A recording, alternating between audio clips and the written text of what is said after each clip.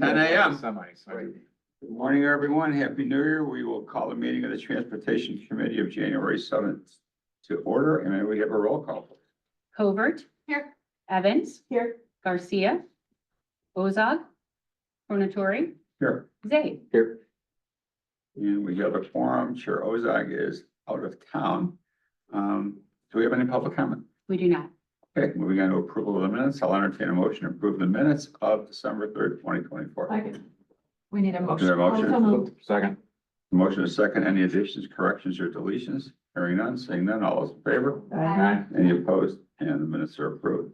Moving on to budget transfers, I'll entertain a motion to approve item 6A 25-0083, a budget transfer of $100,061 from FY 24 1500-3510 580 salary and wage adjustments to 1500-3510 5,000 regular So moved. salaries, Second. $46,568, 1500-3510 510 overtime, 20,005, and 1500-3510 5,100 benefits payments, $33,288 funds needed for the remainder of fiscal year 2024. There's a motion to second. Any questions?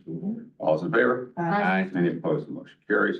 I'll entertain a motion to approve item 7A 25-0070, a recommendation for approval of a contract to Roland Machinery Company to furnish and deliver OEM Wortkin and Ham certified repair and replacement parts as needed for the Division of Transportation for the period of January 8th, 2025 through January 31st, 2026, for a contract total not to exceed $20,000 for 55 ILCS 5/5-1022C not suitable to competitive bids, sole source.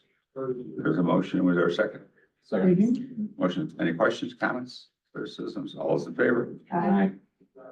Opposed, the motion carries. I'll entertain a motion to approve DTP 0002-25, a recommendation for approval of a contract with Standard Equipment Company to furnish and deliver one LHD Elgin Regan X1 Care Street sweeper So moved. for the Division of Transportation for the period of January 15th, 2025 through November 16th, 2025, for a contract total not to exceed $417,590, contract pursuant to the Intergovernmental Cooperation Act, sourceful contract number 093021-ELG. There's a motion in a second. Any questions? All those in favor? Aye. Any opposed? The motion carries. I'll entertain a motion to approve DTP 0003-25, a recommendation for the approval of the contract, the Traffic Control Corporation for expansion of software licensing for the Division of Transportation Centrax ATMS software system for the period of January 14th, 2025 through November 30th, 2025, for a contract total not to exceed $49,680. Village of Glenbrook to reimburse the county $32,788.80 for their participation for 55 ILCS 5/5-1022. Motion is second. Any questions, comments? All those in favor? Aye. Any opposed? Motion carries. On invitation to combine items 8A through E. Second. A motion. So moved. There's a motion and a second. All those in favor? Aye. Any opposed? The items are combined. I'll entertain a motion to approve item 8A 25-0011 WSP USA Inc. PO number 5393-0001 has served decreased remaining encumbrance and closed contract to provide professional environmental screening services for the Division of Transportation. Contract expired on November 30th, 2021. I'll entertain a motion to approve AB 25-0074 Mandel Metals purchase order 7393-0001 serve contract purchase order to furnish and deliver aluminum signs for the Division of Transportation. Decreased line 1 encumbrance 31,000 due to fiscal year obligation funds. Entertain a motion to approve 25-0076 Vital Enterprises PO 7394-0001 serve contract purchase order to furnish and deliver rolled goods for the Division of Transportation. Decreased line 1 encumbrance $80,000 due to fiscal year obligations. Item 8D 25-0077 Vital Enterprises PO 7395-0001 serve contract purchase order to furnish and deliver roll-up signs for the Division of Transportation. Decreased line 1 encumbrance $15,000 due to fiscal year obligations. And Motion to approve 25-0078, Lidle Enterprises PO number 7396, -0001 SCRB contract purchase order to furnish and deliver sign faces for the Division of Transportation. Decrease line one and conference $55,000 due to fiscal year obligations and funds. So motion and a second on the items as combined. Any question? Hearing none, seeing none, all is in favor? Aye. Any opposed? The items are approved as combined. Moving on to amending resolutions, I'll entertain a motion to combine items 9A, B, C, and D as they are amendments to resolutions. So. Motion and a second to combine the items. All in favor? Aye. Any opposed to the items combined? I'll entertain a motion to approve 9A, 25-0014 DTR 00718-20. Amendment to resolution DTR 71-20 issued to Siebert Landscaping Company for the 2021 Highway Landscape Maintenance Program, section 20-AWYLS-00-LS to decrease the money in the amount of $151,941.05, resulting in a final county cost of $108,208.95, a decrease of 58.81%. Entertain a motion to approve 25-0013 DTR 70A-20, amendment to resolution DTR 70-20 issued to Siebert Landscaping Company for the 2020-2021 vegetative maintenance program, section 20-LSMTC-02-LS to decrease the funding in the amount of $22,224.15, resulting in a final county cost of $278,998.85, a decrease of 7.38%. And then a motion to approve item 9C 25-0018 DTR 17A-24, an amendment to resolution DTR 17-24 issued to Builders Paving LLC for the 2024 pavement maintenance North Program, section 24-PVMTC-22GM to increase the funding in the amount of $150,000, resulting in an amended contract total of $4,633,656.81, an increase of 3.35%.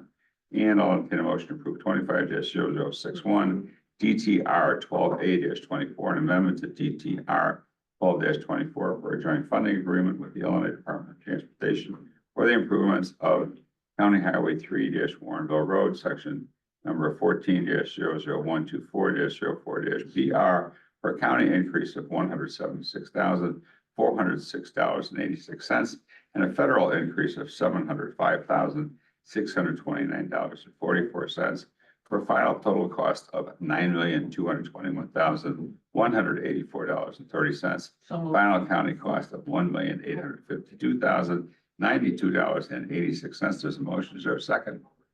Second. Motion is second. All those in, I'm sorry, members, I assume the Siebert landscaping just fell through the cracks, just paperwork to something that we didn't close out. Yeah, it could have been closed earlier. Okay. And then the increase for builders paving, it just seems like a weird number, just exactly at 150. Is that all justified? And Yeah, it's primarily the sidewalk expansion and the curb and gutter due to the deterioration. Why it's exactly 150? Sometimes there's an agreed unit cost or agreed unit price between the contractor and. did we not see we assumed the sidewalk was gonna be okay, and when they got into it, it wasn't? Yeah, exactly. Okay, thank you. anyone else? Any other questions, comments? Do we have a motion and a second on the combined items? All those in favor? Aye. Any opposed? The items are approved. Moving on to a presentation. Item 10A, a status report on the safe travel for all safety action plan. Good morning, committee. Thank you, Jim, for suggesting that this is an easy solution, that we get rid of all the bad drivers. Thanks. That's a great idea. I'm always here to help. You know that. So, next slide, Jeff. What's safe travel for all? Many of you might recall that we're actually part of a consortium of counties who CMAP represented through a federal grant application. We won a $5 million grant. DuPage and the rest of the Collier counties, as well as Cook, are all pursuing their own safety action plans, and we are currently about in the midway point of the safety action plan. So we thought it'd be a good idea to come in and let's talk to you about what the schedule looks like next term. So next slide. So largely, safety action plans cover one thing, which is in the past, and that has usually been engineering. DuPage is looking beyond that to include education, enforcement, and some directed strategies that we can apply for federal grants for in the future. And it's not only just DuPage County, but we're also including municipalities and other agencies throughout the county. Next slide, Joe. We're adopting a safe systems approach, which includes, the safer roads, obviously, and safer speeds, but there are other things that we're looking at too, including safer people, meaning better pedestrian environments, safer vehicles, and post-crash care, which really talks about or speaks to the idea that we need help. It isn't just DuPage County DOT itself that needs to be out there representing and doing safety programs, but also include the PDs and other agencies that are supportive of safer vehicles and streets as well. Next. So as I mentioned, we're here in the middle of the process, and we expect to be done sometime in May or June, and we will come back and talk with you at that point. Engagement activities. Next slide, Joe. So far, we've done a lot of outreach to various populations throughout the county, including technical stakeholder groups. We have a lot of regional experts and national experts on the steering committees that we have engaged with. But we've also been doing a lot of pop-up exercises with populations that are really underrepresented throughout DuPage County, the Hispanic and the Black communities. We've had open houses in a couple of places so far that have been attended, likely attended, albeit, and the virtual open house, which we held in December, which was a great event. We had quite a few people attending that and a lot of good feedback. Next one. So some of the safety trends that we're focusing on here at DuPage is that we're looking at fatals and severe injury A crashes. Those where you can't walk away from those crashes. You're actually taken to the hospital. Those may represent only 2% of the crashes in DuPage, but they represent almost 40% of the societal cost over each year in terms of our ability to pay for property damage. There's injury and fatal, wage and productivity losses, and so that goes into the $1.57 billion estimate on losses each year. Next slide. Some of the safety trends we've noticed there are over 400 over the last in the last year. There were 400 lives that are irreversibly changed due to injury A accidents and fatal crashes. We're seeing 10 to 12 fatal pedestrian and bicycle crashes in DuPage each year. That trend for all of them, the crashes, injury, and fatal accidents continues to go up from 2010 all the way through 2023. We've seen that. Next slide, Joe. Same thing for the pedestrian crashes as well. Those continue to go up year over year. Next. One of the things that we've noticed and we've talked a lot about in part of our outreach strategy to talk with the African American or Hispanic neighborhoods is that those populations are overrepresented in terms of the number of fatal and injury crashes that occur every year. So 50% over the baseline of 4.5 injuries per 100,000 population in the Hispanic neighborhood, and double that in the Black and African populations. So some of the things that we're really working on is speeding and aggressive driving, intersections, older drivers and pedestrians and bicyclists.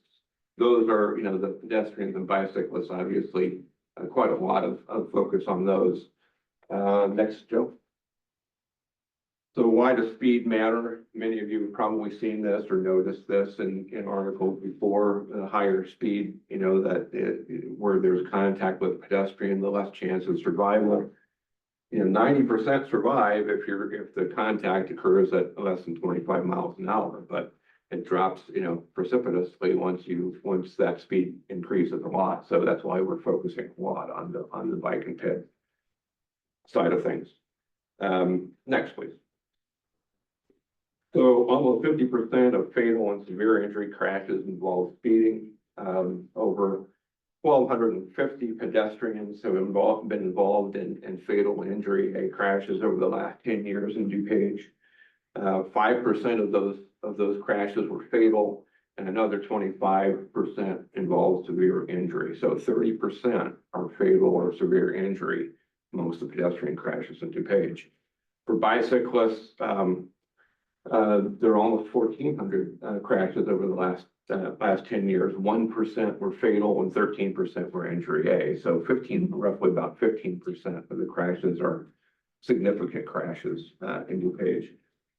One of the things that differentiates the bicyclists from the pedestrians is that in pedestrian crashes, a lot of the crashes are occurring at the 3Ds, so the dawn, dusk, and darkness crashes, whereas most of the bicycle crashes occur during the peak periods where there are congested conditions. And so we're looking at a lot of different strategies that are involving, time of day type of crashes. So lighting in particular. Next term.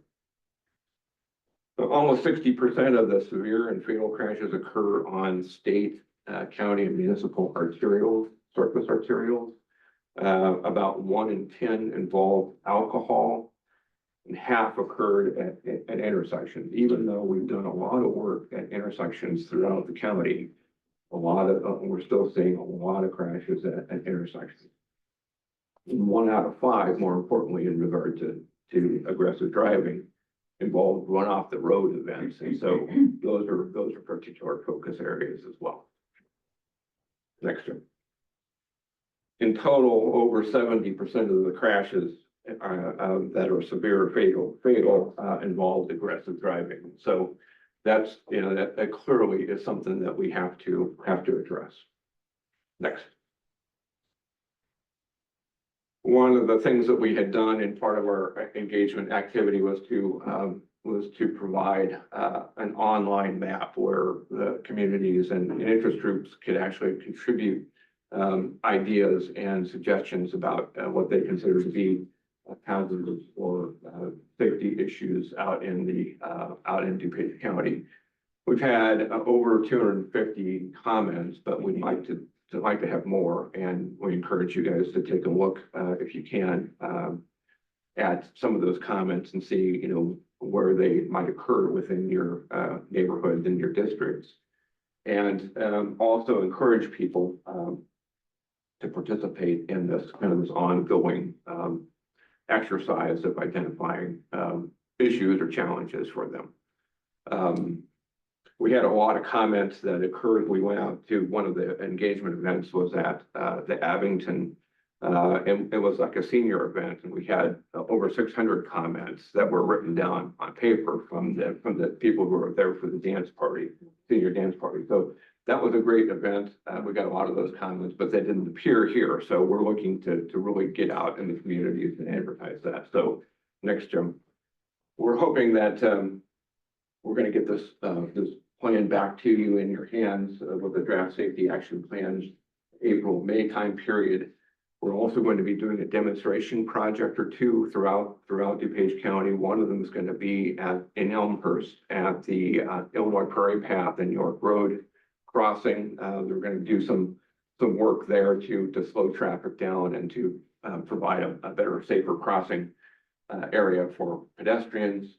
We're also going to do some additional engagement with communities and try to get together with the Police Chiefs Association to get their impressions of where things are happening and what they would like to see done with the safety action plan and programs beyond just the engineering, the education and enforcement side. the final safety action plan will be back in June or July to have you folks approve it, review it. Next bill. And so what we're asking of you is just to help promote the website and the public comment map, help market, publicize the program, with your constituents, do anything that you can through your newsletters to help engage the community.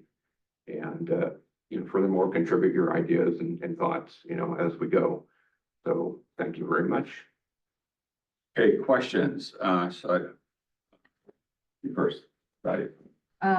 Thank you, Mr. Chair. Just had a curious question. I was looking at the fatality trends. Is there any particular reason why it was at its peak in 2020?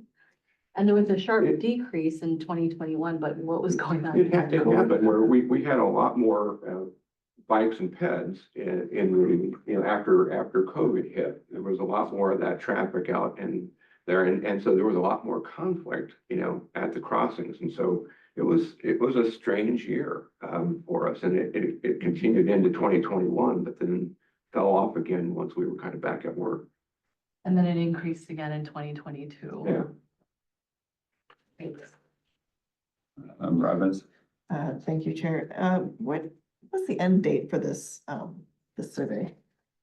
It's going to stay up until the end of the program, because we'll continue to get people contributing to this. We'll certainly take any comments up until the end. You want to get people, do it before the. Yeah, I would say if they can get it in before mid-April, before tax day, that'd be great. yes, or to start. Thank you, Member Tornatori. I had a question and then a comment. My question is this, data is great, but unless we know why something's happening, we can't correct it or fix it. I'm wondering if we know why, the Black, accident rate is 142% and the Hispanic rate is higher too? Or is that something you're going to learn when you contact the community partners like police and such? Yeah, I think policing is certainly talking with police about that is certainly a key element, but I'm suspicious that the education side is just not great. I mean, and I'm not sure. I mean, we're trying to work with the other counties to see if this is the same experience they're having as well. And that will be part of an ongoing kind of multi-county effort to investigate those things. So I can't tell you because I don't really have good narrative, as to causality, why this is occurring. And is the accident rate, not just the pullover rate? Right. So we're okay. Right. Right. And then my question is this, I think about this whenever it snows. And I know it's not cheap, but we're talking travel safety and travel systems, safe travel systems. And my thought is that the lines either between, traffic going the same way or the lines between traffic going the opposite way, if they could be solar heated, solar powered, so that when it snows or ices, people could still see where the lines is. And I don't mean digging up all of DuPage's roads right away, but I mean, as we redo the roads, how much it would cost to put in solar powered. I don't have lines. experience with that and. I Bill would, probably know. yeah, that comes up from time to time. That's not a unique suggestion. Folks around the world have looked at doing different things to try and kind of heat different elements of the roadway Right. for winter application. Maintenance expense is an issue. The number of times it's actually beneficial is also something you got to consider. We do already use the reflective pavement markers, which give you a better view. It doesn't take a whole lot of water. Snow obviously is worse, but it doesn't take a whole lot of water to obscure a marking, especially at night, right? So even if the roadway is lit, it's hard to see the markings once they're covered with water. That's why the reflectors are used. And so that is our kind of old school way of making sure that delineation is maintained. And I know the reflectors are used on the lines, but they're just not enough when it snows, It's- Especially, and it's- not necessarily the straightest narrow roads, but especially the roads that, twist a little bit and you can't see what lane you're in. Yeah, curves, And you have to curves. depend on the person behind you. Yeah, curves and intersections are where a lot of the data that John is talking about occur. It's where there's more conflict, and we kind of know that as an industry. So if we can beef up the signing to go along with the pavement markings that you're describing, make sure that those things are well maintained, we have a better chance of doing that with our existing technology. And yeah, there's always opportunity to research other stuff too. Yeah, and I'll just add too, I know like Purdue University, Iowa State, Penn State, you know, a lot of the research schools that do a lot of civil engineering and traffic work are constantly looking at what kind of technology can they embed in the pavement to do the sorts of thing you're talking about. So as those technologies, you know, come out of the university setting, go into FHWA, into their research lab, and then eventually roll out, we would absolutely be looking at, you know, us and IDOT and everybody else taking it. Good, thank you. So we are investigating a number of safety countermeasures, and that kind of solution is one of them. Yeah. Family of it. And one of the things I've noted, you know, is that many of our run off the road or intersection crashes occur at darkened intersections where there is no reflective treatment. You need to have a reflective treatment at the edge of the roadway or on the noses of the medians, just to help, you know, people kind of gauge where they are. And so that's something that we're looking at. Thank you. Members, Thank you, Mr. Chairman. You know, I can go on this for a long time, but can't fix stupid or just some bad drivers out there. I mean, and I think education is the big thing. I mean, we all go through it. I'd like to see some data on cell phone usage. I mean, we've all been out there and see people that are driving and you see their head down and they're not paying attention. I mean, that's huge.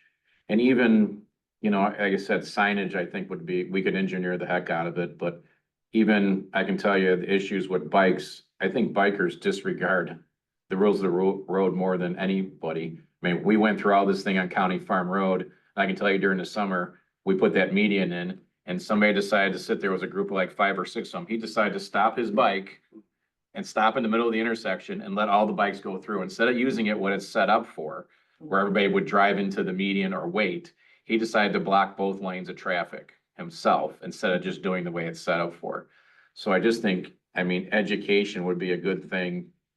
You know, people, I mean, IDOT does it sometimes, state police does it sometimes, we do a little frogger and the thing goes around. But if there was more education about not looking at your phones and, you know, paying attention to the road and speeding and what it could cause.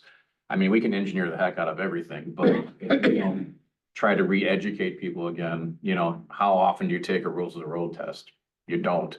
A refresher on some of this, I think, would be helpful because we all go through it. I mean, and unfortunately, the intersections are going to get it because that's where the most is. But I can't tell you how many times now where I'm the first one coming out of a turn, I'm turning left, that I look both ways because so many people now are running the red lights that they're going. It's a long standing yellow and they decide to go through. And if you're in a hurry and you're the first one out, you go out. I mean, I've seen so many people miss, you know, collisions by inches because people just aren't paying attention. I don't think red light cameras are the answer, but again, we got to do something where people start paying attention to intersections and do something.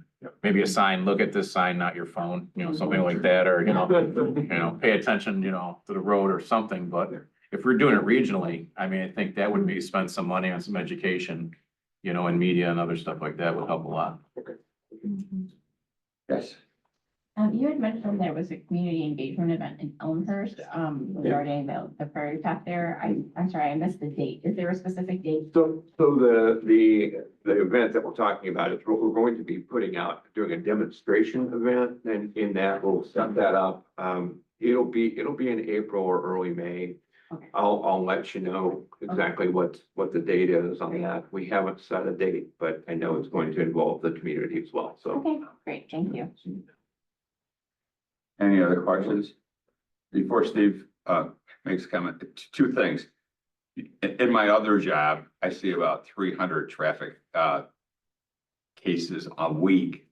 And 2 things, and when you have your 7 hours engagement, I would impress how imperative it is for people to have insurance. There are so many people who don't have insurance, and I think that goes hand in hand with safe driving, quite frankly. And the other is, and it's got to come through the legislature, and maybe we can do this in our legislative committee. Right now in Illinois, if you're a visitor or you're an immigrant, your license is only good for 90 days. If you have a Mexican license or Venezuelan, and you can't get another license unless you're here for a year. So there's a 9-month gap where people are driving without a license. And these people have to drive. They're working. These are working people who are, you know, driving a construction truck or a landscaping truck or whatever. And they get stopped for driving without a license. They got to drive. And I've talked to some people at the Secretary of State, but we've got to get legislation to allow people to get a license when their foreign license expires. It just doesn't make any sense. And I think because they don't have a license, they're not taking rules of the road tests, which make them, their driving just isn't as safe as it otherwise can be. So it's a simple fix, I think, but something that we just got to get through the legislature. Well, So that's part of Don? that $1.57 billion, survival cost is just. Yeah, uninsured and driver, you know. I think that has a lot to do with it, but And if you don't have a license, you're not gonna buy insurance. well, surprisingly, you can get insurance without a license. Oh, really? Believe it or not, yeah, That is which surprising. makes no sense, but it does, but a lot of people who don't have a license also don't have insurance. But yeah, I think they do go hand in hand, but, okay, I'm sorry. go ahead, Steve. No, I just, to wrap that up, I just want to make a couple comments. One of the things John, suggested is how can we all help, right? Not just you guys, but all of us. Just a couple of things very quickly, because I know we're running long on time. That ped fatal ratio for speed. We come back to behavior, as members I said. 1 out of 4 people who get hit by a car going 30 miles an hour is killed. We're not talking very high speeds in the world that a lot of us drive in. So keep that in mind. So if you talk to your constituents, speed does matter. Number one, behavior. Put the phone down. That's something we can all remind our friends, our neighbors, our kids, whoever it is, put the phone down. It's distraction and speeding go hand in hand. And the last thing, old school, 1970s and 80s message, seatbelts. We have a 93% seatbelt usage in the state of Illinois. Sounds pretty good till you realize 1 in 3 people killed on the road statewide wasn't buckled. So we're talking about 300 plus fatals just in Illinois of people who were not wearing a seatbelt. The back of the middle of the back seat doesn't make you any safer when you get ejected from the vehicle. So those are things we can do collectively. Behavior is a problem. Remind everybody you run into, put the belt on, slow down, put the phone down. Anyone else? Anything else? Okay, thank you, John. Any old business? Any new business? I'll entertain a motion to adjourn. Second. All those in favor? Aye. Any opposed? We are adjourned. Thank you.